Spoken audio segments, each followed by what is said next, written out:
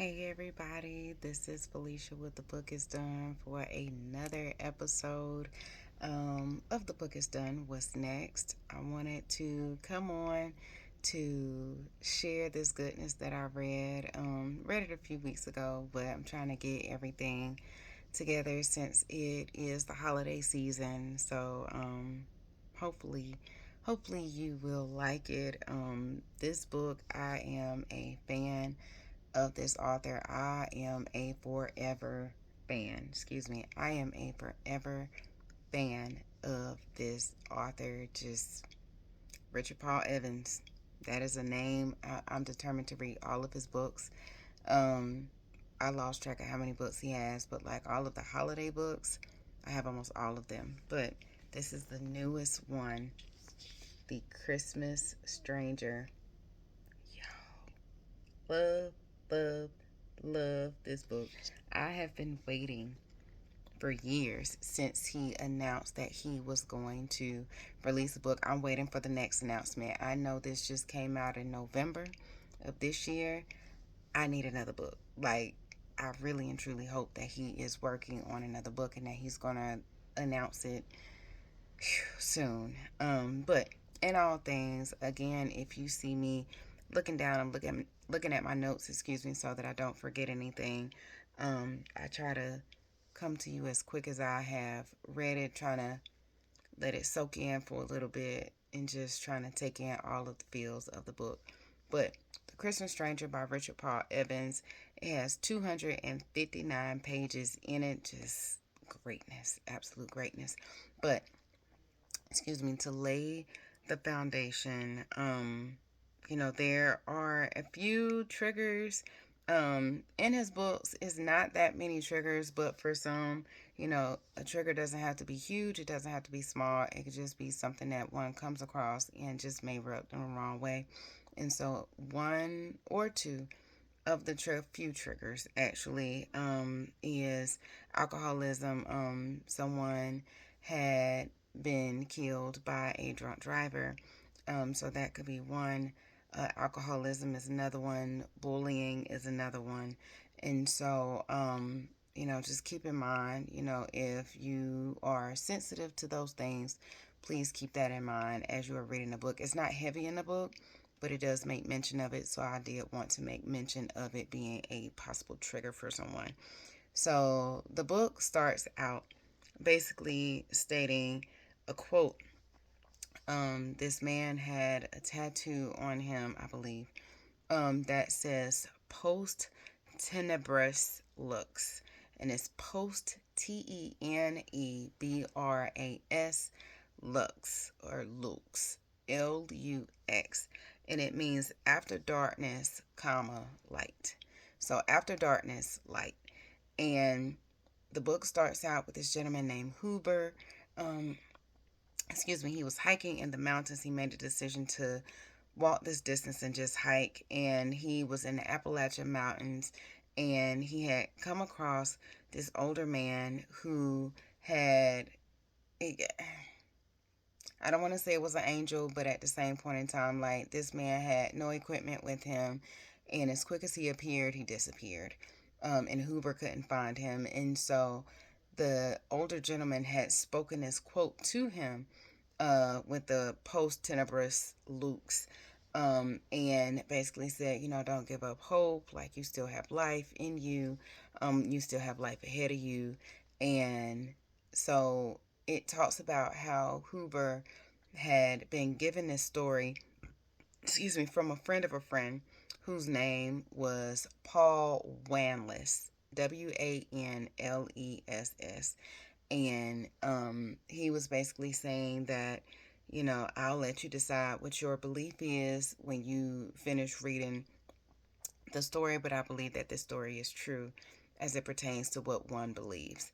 And so the book starts out with Paul.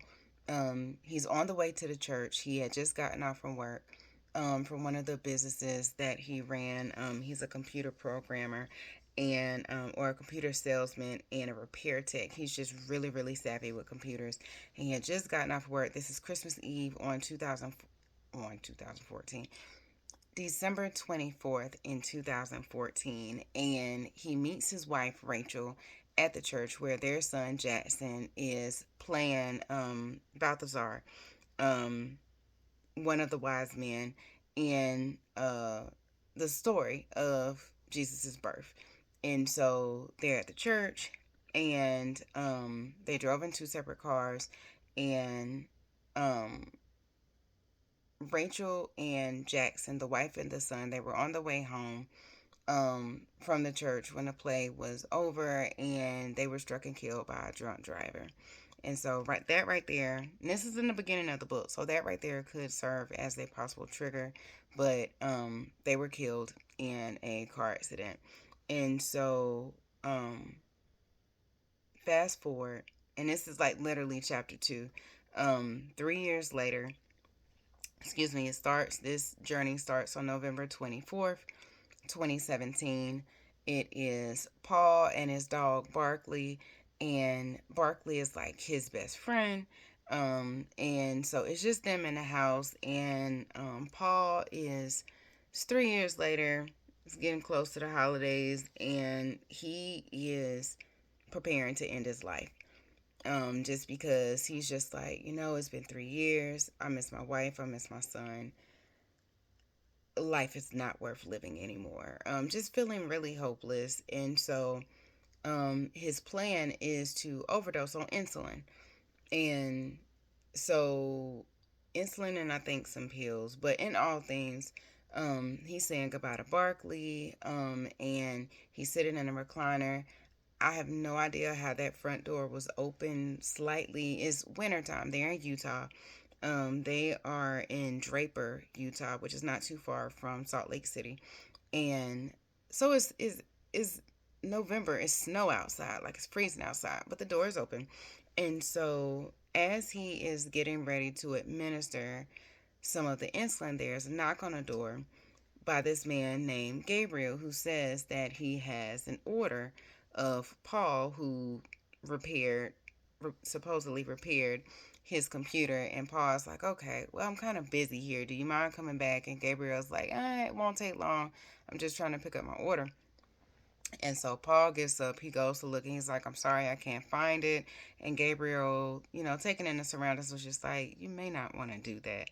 And him ending his life. And Gabriel, in a sense, kind of helped him go into a different direction. He told Paul, hey, when you wake up in the morning, this will all seem like a bad dream. And so Paul was just like, what in the world? And so I believe he had already started to take some medicine, like some pills. I can't remember what type of medication it was, but he was already starting to feel drowsy from it.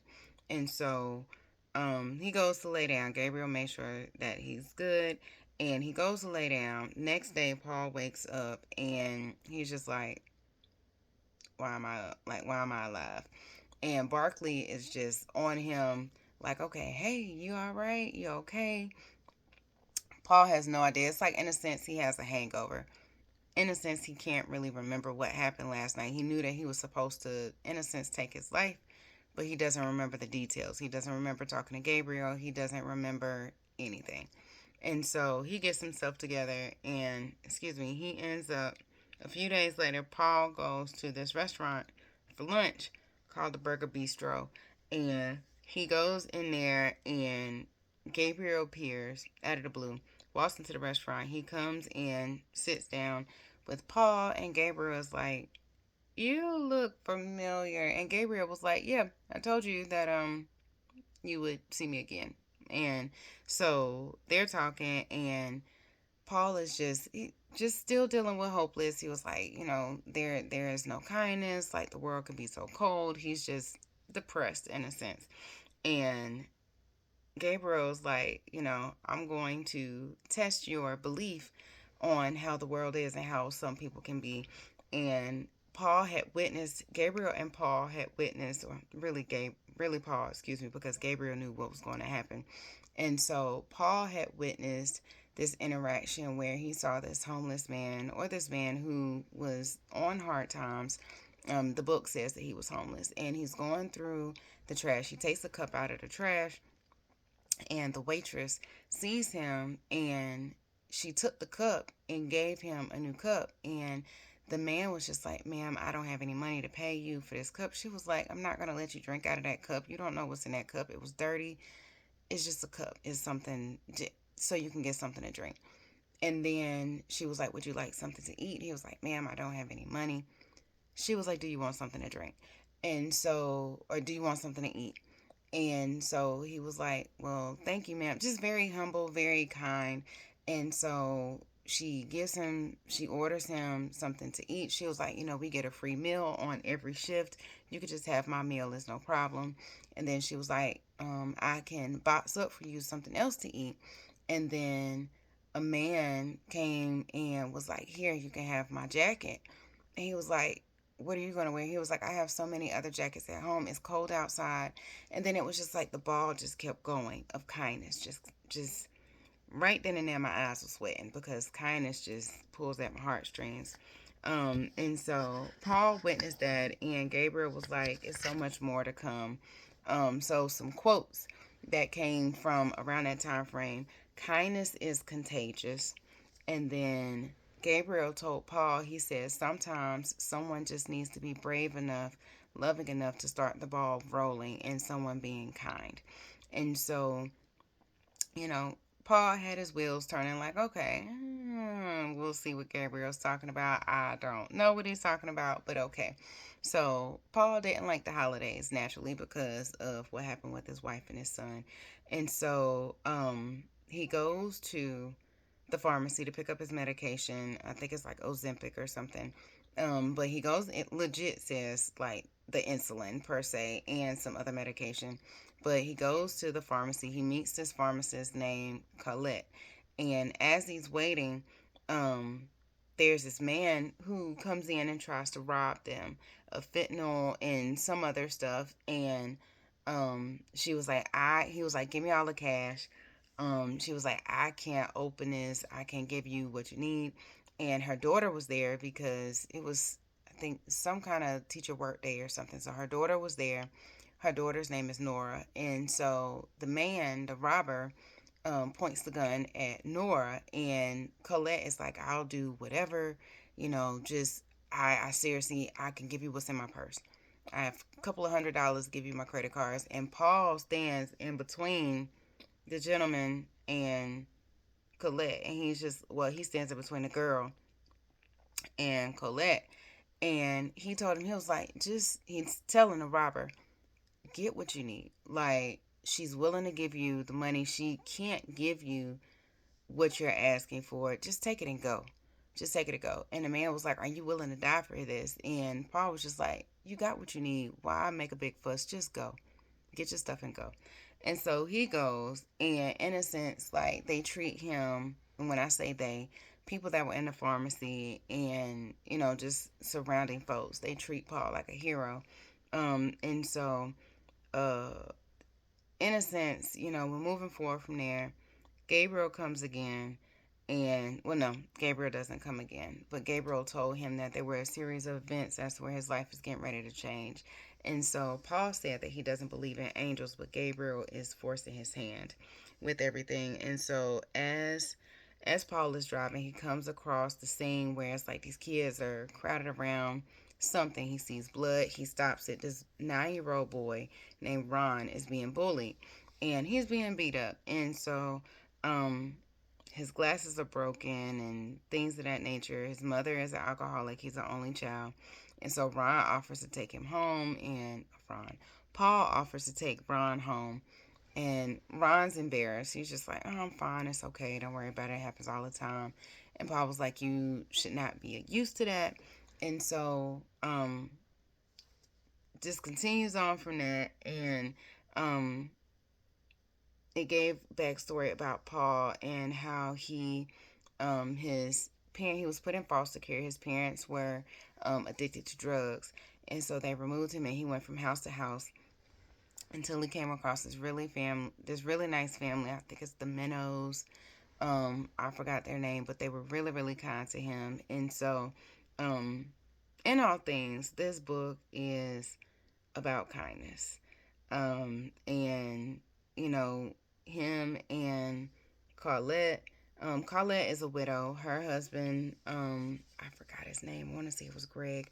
Her husband died from ALS, um, and left her and Nora. Um, left Rachel and not Rachel. Rachel is Paul's wife. I'm gonna get it together, y'all. But in a sense, Colette and her husband, Colette is a widow, Paul is a widow. And so, she was trying to be nice, and Gabriel, he came back and was just like, you need to be telling Paul, you need to be more kind to Colette, because all she's doing is just being kind, and she's open to whatever life holds. You need to be more receptible to being open to life not being as dark as you believe it is, and it could be used for something greater. And so it was different things that were going on throughout the book as the book goes on, where it's just different bouts of kindness, different situations, different circumstances, and just in general, because I don't want to give it away. This book is about kindness. It's about kindness, and it at one point Paul thought that he was imagining Gabriel, because some of the things that Gabriel said, he had no idea. Um, that he just didn't want to believe in Gabriel, but Gabriel was just as real as me being in this video. And it was different quotes in the book. Kindness can be more than healing, it can be transformative. Sometimes broken hearts are the kindest hearts.